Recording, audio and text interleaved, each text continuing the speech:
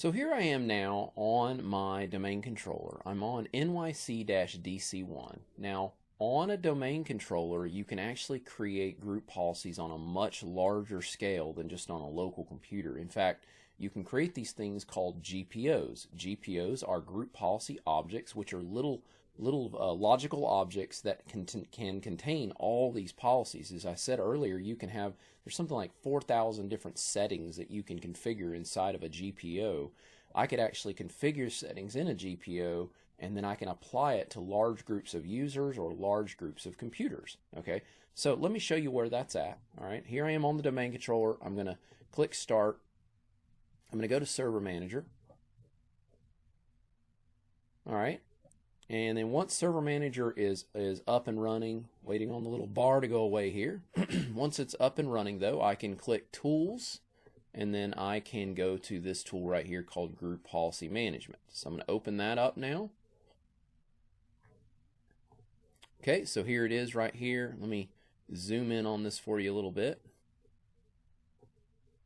All right, so in here I've got my forest, I've got domains, and I've got examlabpractice.com, which is my domain in my lab. All right. So from there, if I expand that out, I've got a container called Group Policy Objects, and you're going to notice that there are already some default policies. These are GPOs right here, Group Policy Objects. Now, all Microsoft domains will come with two GPOs. The first one here is called the Default Domain Policy. And if you'll notice, it is linked underneath the domain. See that little shortcut? That means it's linked. And it will apply to everybody in the entire domain. Okay, and this particular GPO is actually where password policies are stored for your entire domain. So we looked at the password policies on the local side, but actually a domain is going to set its policies here. Now, what happens if your domain policies end up conflicting with local policies on people's machines? Well, domain policies win. If there's ever a conflict between policies that are applied in a domain and they get applied to a computer that has local policies, if the local policies conflict, the local policies are going to lose the battle. All right, domain policies are going to overrule those local policies. So the password policies you set here are actually going to apply over those local policies. All right. Now, this GPO is called the Default Domain Controllers Policy. If you'll notice, there is an OU, an organizational unit, this little folder thing here, where your domain controllers live, okay? And that GPO applies there, okay? So this is going to apply settings that are related to your domain, okay? So if I wanted to, I could edit these GPOs just by clicking one, going to the action menu. Actually, you got to click it right here and then go to the action menu. And then at that point, I can go ahead and edit it, or you can right click it and edit it, either way.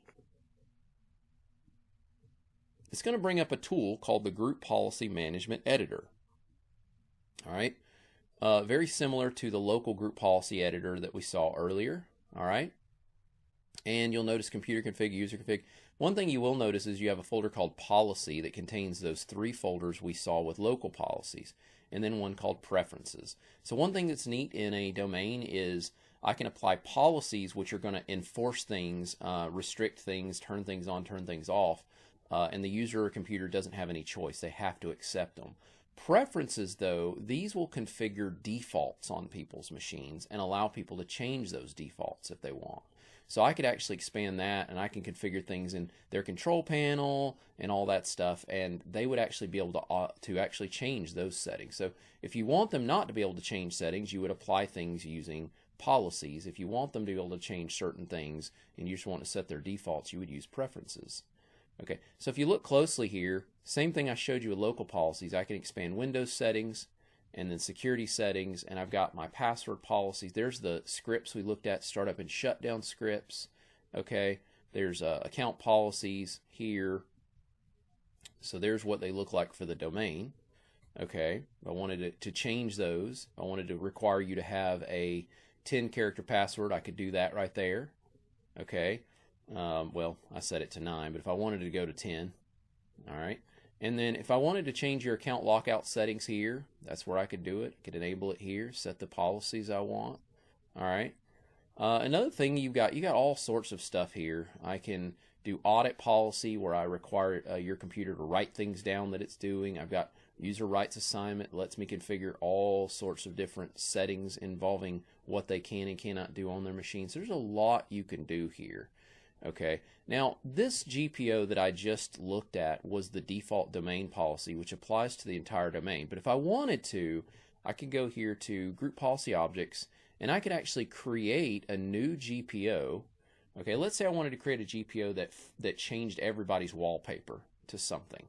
Okay, maybe the company is requiring everybody to have a certain company logo or something as their wallpaper. Maybe we've had complaints in our company with people having wallpapers that offend people. Okay, so I could go in here and I could create a policy called wallpaper policy. Okay, you can name it anything you want. It really doesn't matter what you name it. But then I can edit that that GPO. Okay, I can edit that GPO, and I can let's see. So wallpaper would be a user related setting. So I'm going to expand user config policies. And then we'll go to administrative templates and then desktop. Click on desktop. Here it is right here. So I could set the wallpaper for somebody by clicking this policy here. Okay, I could enable this policy and then I could point to where that wallpaper is. Now keep in mind, if the wallpaper was on everybody's hard drive, you can use a local path. But if the wallpaper is stored somewhere on a network share, which is probably going to be the more common way to do it, then you would use // share and then the wallpaper's name. So if I would say // we'll call it let's say NYC server 1 / wallpapers is the shared folder / and then we'll put in the name of the wallpaper. We'll say company logo.jpg. So let's pretend like we had a wallpaper there. This would set everybody's wallpaper to this company logo. And then if I wanted, I could have it stretched across the screen so it's full screen. And I've now got that wallpaper policy enabled. And I'd click OK. As you can see over here, let me maximize it. It's now enabled. Okay, so I can close out of that. All right, and I can apply this GPO. Right now, this GPO is not applied to anything. Okay, so this wallpaper policy is not going to affect anybody. Okay, now if I wanted to, I could drag and drop it and apply it to the domain, and it would affect everybody. If I only wanted it to affect New York, then I would apply it over New York. If I only wanted it to affect people that are in Atlanta or Chicago, I could do that. So I'm going to do that to Atlanta. I'm going to drag and drop it over the Atlanta OU.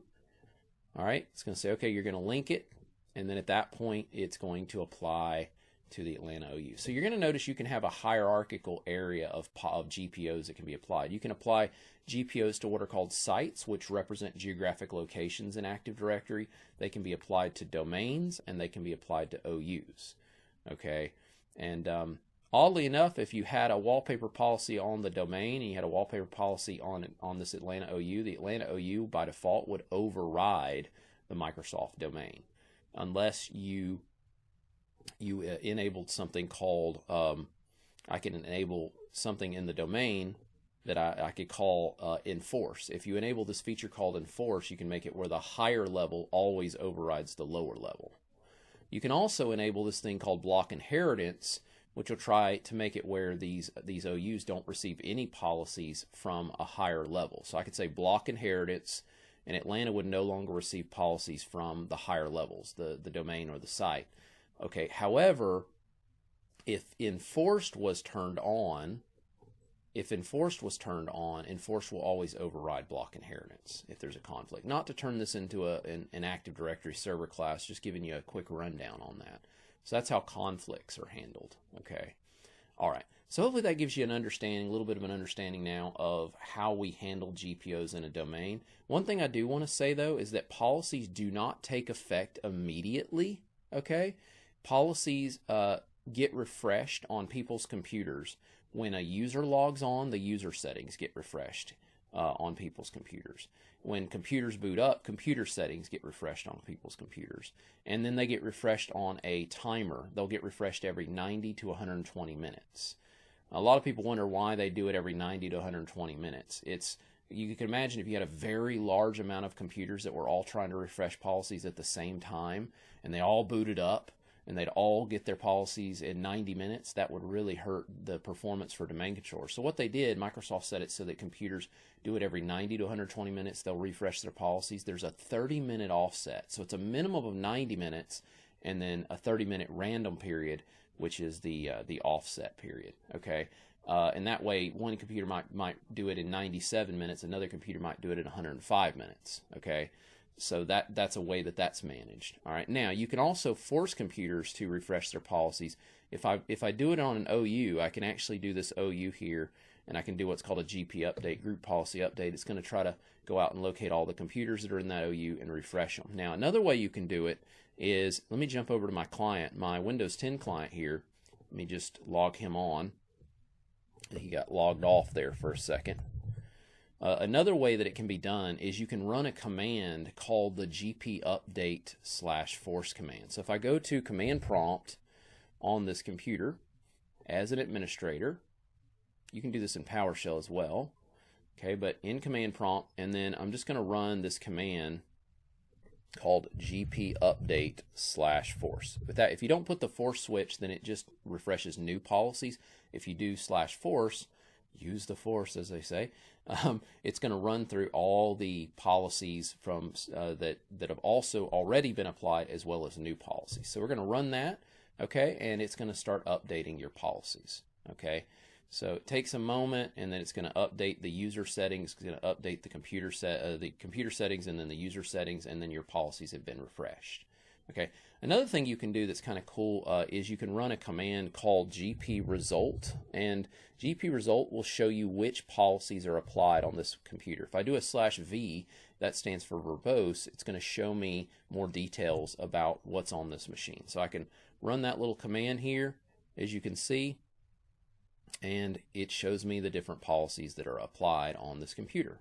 Okay, so just kind of scrolling up here, see the different policies that are being applied.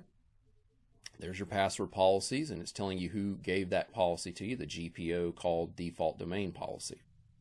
Okay, so I've got that. Another thing I can do that's really neat, I really like this, I can type GP result /h, H for HTML, and I can specify an HTML file. So I could say results.html, okay, and it's going to store it in an HTML file, a web page based file. All right, and it's going to be right there on my C drive. So I'm going to go to File Explorer, and then I'll go to my C drive, and then you'll see the results. So I'm going to open that up. It's going to pull that up in Chrome in this case, and then you'll see this little report that it's going to build that makes it really easy for us to visualize what policies are on our machines. So here it is right here. As you can see, real nice little report. Gives me information about the policies that are on the machine, the policies that are being applied, and then what those policies entail. If I click Show All, it'll expand everything out for me as well, and I can see every policy. Okay, so hopefully that gives you a good understanding now of GPOs in the domain and how to apply them, how to force them to get refreshed, and then also how to sort of check and see what policies are on the machine so that you can better troubleshoot those policies if there was ever a problem.